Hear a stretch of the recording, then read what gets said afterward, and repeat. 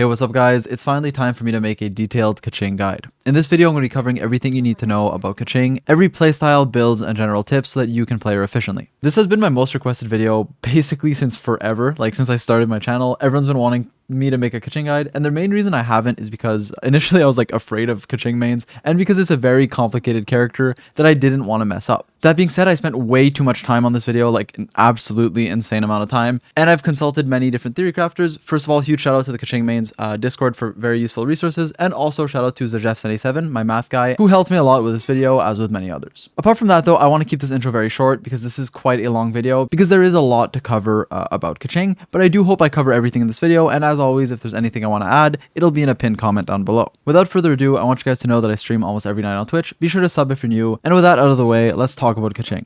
The very first thing I want to talk about is actually concerning Keqing's different playstyles. People ask me all the time what type of Keqing they should play, because if you don't know, there are many ways to play her. If you double tap your E, you become an Electro DPS. It infuses your sword with Electro, and we'll talk about her skills in the next section, but you can basically choose if you want your Keqing to become an Electro carry by infusing her sword with Electro, or if you don't want to use your elemental skill that way, you tap it once, do a charge attack, and you can stay a physical DPS or even like Cryo or Pyro with Chongyun or Bennett C6. And the biggest thing with Keqing is that she's a very versatile character. And while Keqing's versatility might seem overwhelming at first because there's so many different playstyles and builds for her, it actually makes her a lot easier to build and start playing because there are so many different good or viable artifact sets on her that you can oftentimes put an artifact set on her that you already have or already farmed for another character. On top of that, it lets you pick the build or the playstyle that you enjoy more, or whatever is best for the type of content you're trying to clear. So when people ask me what type of Keqing they should play or what Keqing is like optimal for them, and I get this question a lot, honestly, it often depends on a few factors. Number one, what content you're trying to clear. While generally speaking, Electro Keqing has a higher damage ceiling than physical Keqing. In the current Abyss, for example, like Abyss 11, physical Keqing is amazing because physical characters gain more damage. So for current Abyss, I recommend physical. On the other side, Cryo Keqing can be great for like Abyss 12 too, to freeze those Hydro enemies, whereas Electro Keqing is pretty great overall. So there are many different situations for each playstyle, but above everything, apart from just using whichever Keqing is best for the specific like Abyss or whatever content you're trying to clear, I think you should play the one you enjoy more, obviously. Like I personally enjoy playing Electro Keqing because it lets me just mash my abilities, and I like it when my burst does a lot of damage. But you can also pick the playstyle where you already have, as I mentioned, good artifacts for. So again, if you have a good physical set but not an Electro set, that could be something to consider unless you're willing to spend resin to farm that other set. Also, for Cryo or Pyro Keqing, they both have their situations, and I will cover them briefly in this video, but what you guys should know is for Cryo, you need to play her with Chongyun, and it can be nice to freeze enemies and run the Blizzard Strayer set. And Cryo Keqing does have its strengths. It's not a playstyle that I personally use, but it can be very good, especially in like Abyss 12 2 when the enemies are Hydro, or just in general for freezing enemies so that they don't get knocked back by your charge attack, allowing you to save stamina and do more charge attacks. And for Pyro Keqing, you need C6 Bennett, which is a constellation that I don't recommend because it can make your Bennett bad in certain comps, but better in others. But I do still want to mention it in case you have it and want to play that. I also want to mention that Keqing can be played in two styles. A on-field main DPS carry, which is what most people run her as and what you normally think of when you think of a DPS character, right? You normal attack, you charge attack. We'll go into rotations later, but just a normal DPS.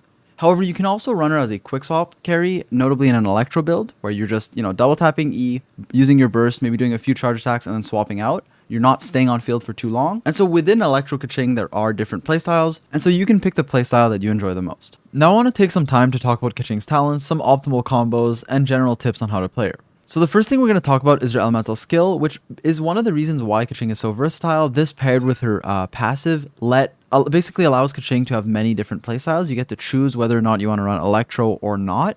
Effectively, when you use your E, you can basically place a Silhouetto, and then you can teleport to it or you can not. So if you teleport to it, it'll do this slash, and then all your attacks will be Electro, right? Your sword is infused, and then you just do Electro damage. However, if you want to remain as a physical carry, you can press it once and then just do like a charge attack. You see it'll explode, you'll get your normal charge attack damage, and then you won't get that infuse, allowing you to remain a physical carry. Something to keep in mind with this ability is that the scaling's pretty good, especially if you're Electro. Like physical, this won't be too much because it's Electro damage, but if you are Electro, this scaling is pretty good, and the cooldown is quite low. So 7.5 seconds, and your uptime of Electro damage, Electro sort of infused attacks, is 5 seconds. So you have 5 seconds up out of the 7.5. Also, something to keep in mind is that the cooldown of your E, or like basically it starts when you use your first E. So let's say I double tap it. Now my sword's gonna be infused for 5 seconds, but the cooldown, as you can see, will be over before my sword is not infused anymore. So it just ran out. I can do the same thing. And yeah. For your elemental burst, this is a great ability for many reasons. Number one of your passives, which I guess we'll talk about now, that you get after ascending past 70, basically buffs your burst. When you use it, it gives you a nice effect. It'll give you 15% increased crit rate and some energy recharge, but mainly the crit rate is pretty huge. It's so good that it can actually sometimes be worth using in a physical Keqing, or even if your electro damage is quite low, because 15% crit rate for 8 seconds plus the iframes of your burst is really nice. But apart from just the passive talent, like the burst itself does a lot of damage. It has a very low energy cost of 40, a pretty low cooldown of 12, and the scaling is pretty high. Now, this doesn't look like a big number, but you do a lot of slashes, right? You see 36 times 8 plus that 132 and that 283 last attack. So effectively, you do many hits, and they all do a good amount of damage, especially if you're Electro Keqing. Now, in terms of your optimal combos, I'm going to show you guys some footage in 2 seconds, but basically, your charge attacks are the main source of damage for an attacking Keqing. Like, unless you're running Quick Swap, your charge attacks are huge, which means if you have the stamina necessary, your optimal combo is one normal attack into a charge attack, basically charge attack spamming. However, sometimes you might run out of stamina, especially if you have to dodge enemies or like dash around. So you can do something which is 4 normal attacks into a charge attack if you do need stamina. So basically, I would recommend either spamming one normal attack into a charge like that, and then you can just spam it faster like that. Or if you need stamina, you can do 4 attacks like that, and then do a charge attack, and that works as well. For your talent priority, it can depend on your playstyle, but generally speaking, normal attack, unless you're quick swapping, is the way to go first of all. Then you can max Q and E are both good, but I recommend normal attack and then Q and then E. However, if you are running quick swap, you can start with your burst and then your skill, but generally speaking, normal attack is your #1 priority, and then Q and E. So now that we've been over the multiple playstyles of Keqing, I want to talk about her different artifact sets for every playstyle. We're going to be talking about Electro first, then physical, and then the other types of Keqing, and then we'll talk about the general artifact stats you're looking for. For Electro Keqing, the first set I want to talk about is the Thundering Fury set. First of all, the 2-piece is just good overall. It gives you 15% electro damage bonus, and that's why a lot of Keqing players, and what I recommend, is oftentimes to just use the 2-piece set, because that 15% damage is pretty great, and you can pair it with another 2-piece. And while I personally don't recommend the 4-piece set, I do want to mention it because it is viable. You can, if you're spamming Electro Charge in a Chew comp, you can run the 4-piece and it can be decent damage, but it is inconsistent, and I personally don't like it as much as just running the 2-piece with another set. Overall though, I usually recommend the 2-piece set with another 2-piece, being either 2-piece Noblesse Oblige, especially if you're running Keqing in a sort of quick swappy style, or running the 2-piece Thunder Fury with the 2-piece Gladiator for the 18% attack, which buffs basically every part of your kit, right? Attack is good overall, and pairing this with Thundering Fury is just pretty good for a general build. And something nice about farming Thundering Fury is that it's in the same domain as Thunder Soother, which is also a great set for Keqing.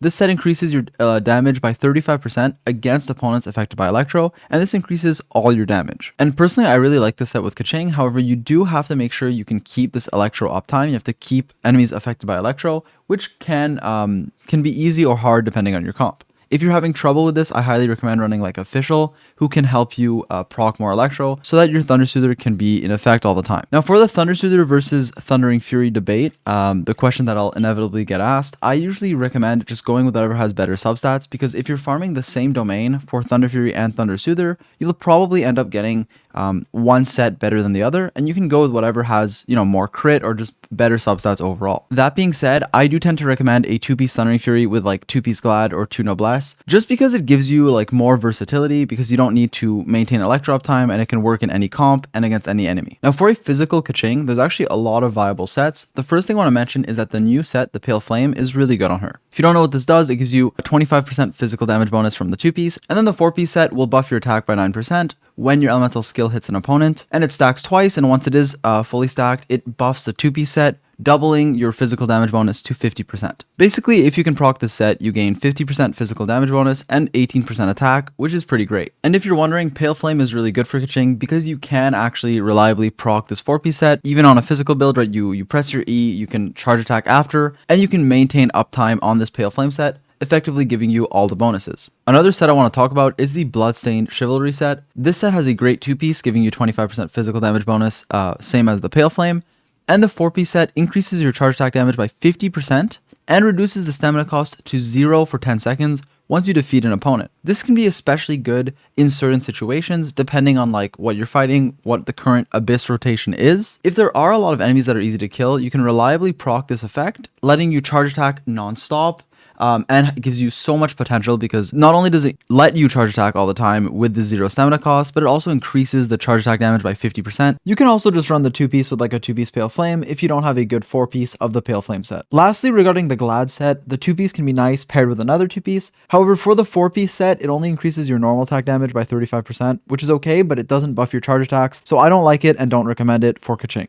The other sets I want to mention are the Retracing Bolide set, giving you 40% increased damage to your normal and charge attack if you are shielded. Lastly, if you're freezing with Keqing, and even if you're not running her Cryo, you can run a 4-piece Blizzard Strayer just for the 40% crit rate if you can reliably freeze enemies. Also, I don't want to make a whole nother section on this, but for other Keqing playstyles, it's pretty straightforward. If you're running Cryo Keqing, you can run the Cryo set on the 4-piece, and if you're running Pyro Keqing with C6 Bennett, you can just run Crimson Witch of Flames, which is a great set overall. Now, for the artifact stats you want on Keqing, it's pretty straightforward for every type of Keqing. So in general, Keqing wants what every DPS character wants. That means notably crit rate and crit damage, maximizing your crit, and attack percent is good too, and energy recharge can be okay, but generally speaking, you don't need too much on her. For your main stats, you want attack percent on the sands for sure.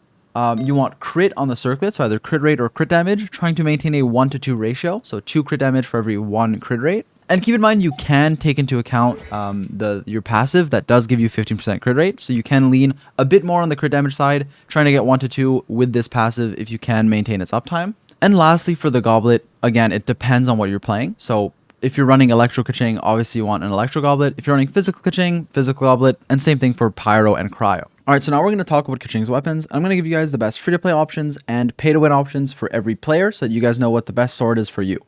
A few things to keep in mind. First of all, we're going to start with Electro Keqing, then we'll talk about Physical Keqings. And also, I'm going to give you guys a general weapon ranking / what's good. Give you guys all the info you need to know. But for like precise like refinement rankings and some more detailed information, once again, I would recommend checking the Keqingmains weapon ranking, which I will link in the description below. So for her Electro weapons, her best weapon overall is the Jade Cutter. Unfortunately, I don't have it, but it is on screen. As you guys can see, it gives a ton of crit rate, like a seriously insane amount.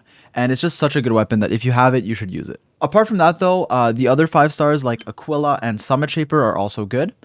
Even for Electro Keqing, like Aquila is better for physical, right? But even for Electro, it's still pretty good because of the very high base attack and the good effect. That being said, your best 4-star and your most like realistic option, unless you have like good 5 stars, is the Black Sword. Black Sword is a really good weapon. It's your battle pass option, so it's not free to play friendly, but it is not whale territory either. It's just a battle pass weapon. So definitely get it if you don't have a better option because it gives you a high crit rate stat. Keep in mind my Black Sword is only 60, but it does give you a pretty high crit rate with a good effect, increasing your normal and charge attack damage by 20%.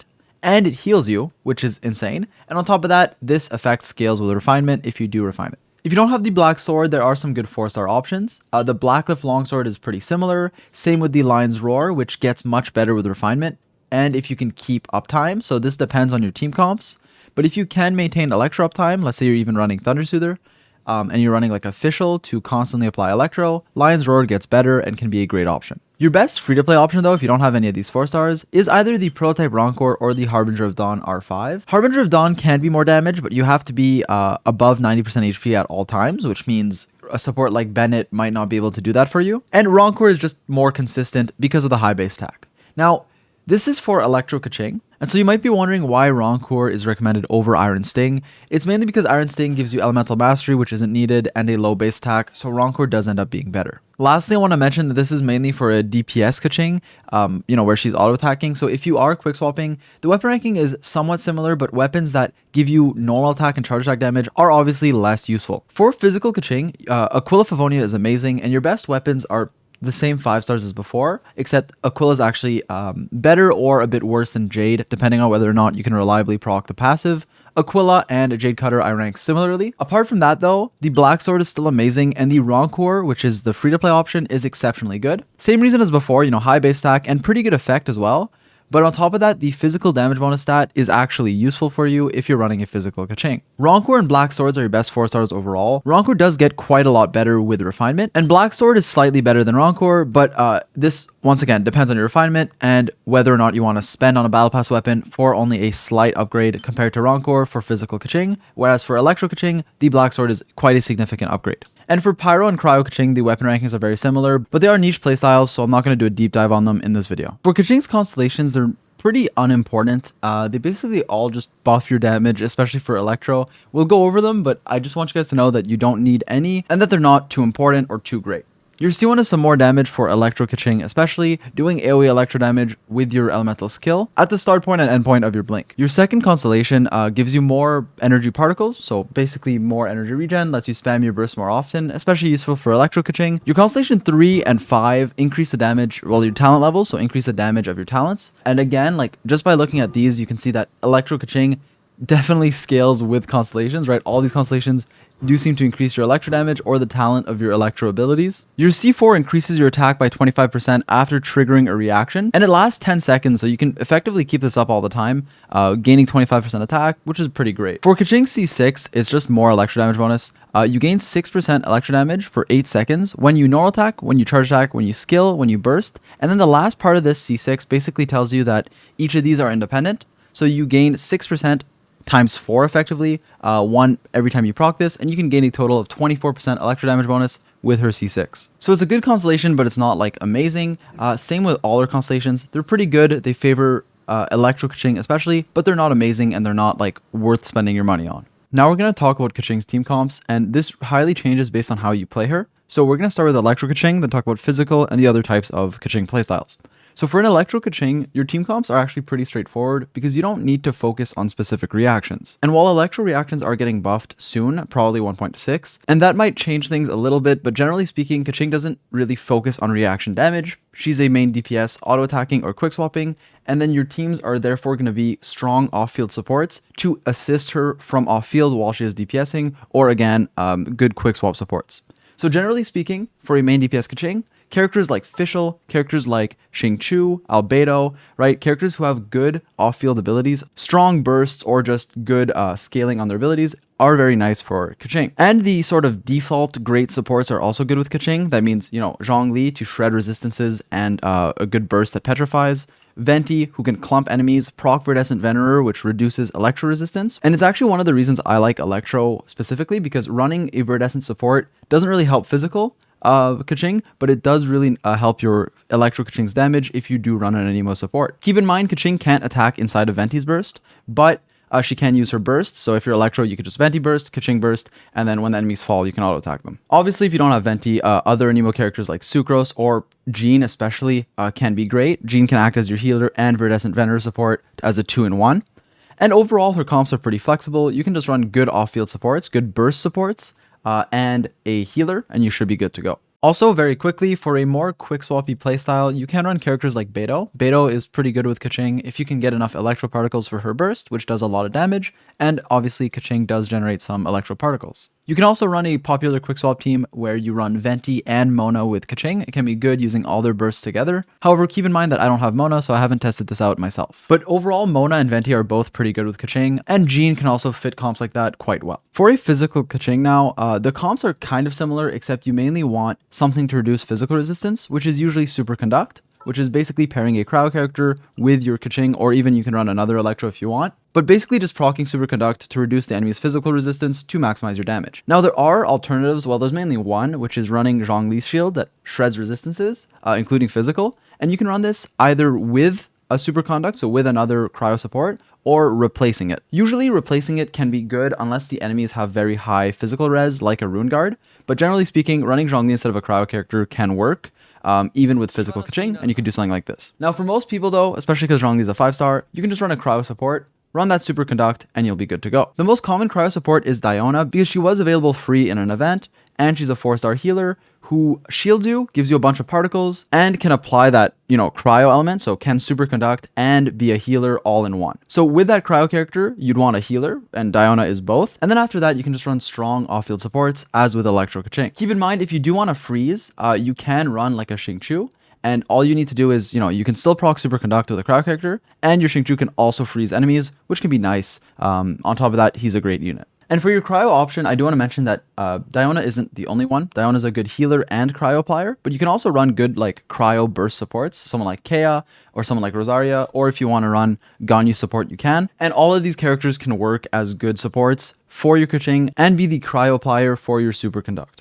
And lastly, I want to cover the other types of Keqing very fast. Basically, for Cryo Keqing, you're going to run on Blizzard's Trader, you just do that. You can run Chongyun, Xingqiu, make sure you're freezing, and you're good. And for Pyro Keqing, which I don't really want to get into because you need C6 Bennett, a comp like this can work, but basically C6 Bennett plus you can vaporize and or melt. So now we're going to get into a DPS showcase with Keqing, and this is mainly going to be the new Abyss, so floors 12 and 11, and also include some random bosses and domain clears. For this Abyss, I'm going to be using both Physical on 2 Pale Flame, 2 Bloodstained, and Electro on Thundersoother. I'm going to be alternating. And most clips are recorded with the Blacklift Longsword, a 4-star weapon which I just leveled for the showcase, because I didn't want to record everything with my Aquila. Keep in mind there might be 1 or 2 like older clips with this weapon, but it should mainly be a Blacklift showcase, with my Keqing who has this ratio on Electro, and a similar one with Physical. So that being said, I hope the info was helpful, and please let me know if it was. I read most comments. And with that being said, let's get right into the showcase.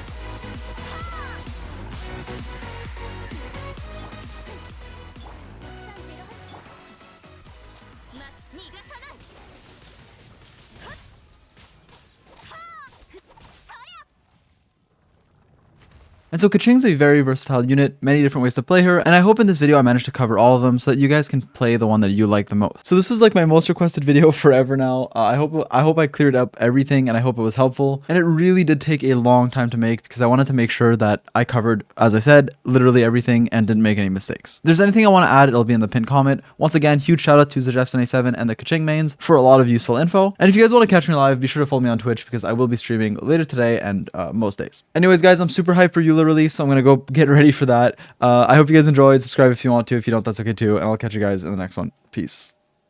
Now we're going to talk about Keqing's strongest playstyle, which is Expedition Keqing, due to her Lands Overseer talent